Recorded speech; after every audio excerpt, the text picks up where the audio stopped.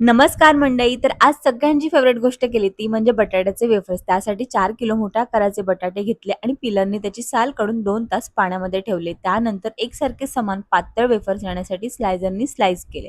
अगदी सोपी स्टेप आहे. पटकन वेफर्स होऊन जातात आणि एकसारखे दिसतात सुद्धा. वेफर्स करण्यासाठी शक्यतो मोठ्या आकाराचाच बटाटा घ्यायचा. त्याच्यामुळे वेफर्स चांगले होतात कारण ते सुकल्यावरती अजून छोटे होतात.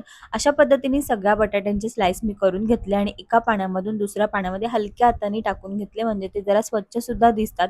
आता आपल्याला एकदम महत्त्वाची स्टेप करायची ती म्हणजे 7-8 तांबे पाण्यामध्ये तुरटी छानपैकी फिरून घ्यायचे आणि त्यामध्ये हलक्या हाताने हे सगळे वेफर्स टाकून घ्यायचे.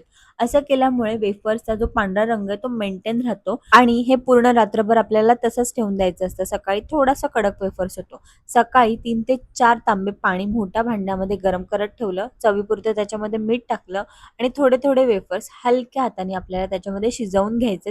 जास्त शिजवायचे नाही, नाहीतर वेफर्स तुटतात आणि मग वेफर्स एका समान आकाराचे येत नाहीत.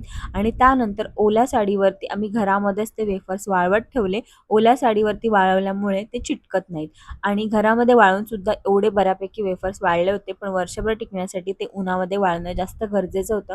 त्यामुळे ते दुसऱ्या दिवशी मी 3 ते 4 तासासाठी उन्हामध्ये वाळवत ठेवले. आता हे वेफर्स कसे झाले होते किंवा बाकीचे पदार्थ कसे झाले होते ते एका व्हिडिओमध्ये मी नक्की शेअर करेन. उद्या पुन्हा भेटूया. तोपर्यंत बाय.